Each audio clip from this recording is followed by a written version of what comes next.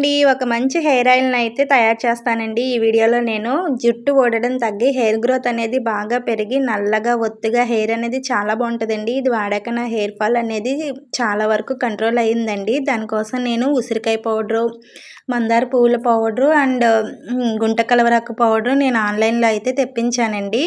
దానికోసం ముందుగా ఒక అరకిలో నువ్వుల నూనె, ఒక అరకిలో కొబ్బరి నూనె అండ్ ఒక పావు కిలో ఆముదం అండి. ఈ మూడిటిని కలుపుకోవాలండి మనం.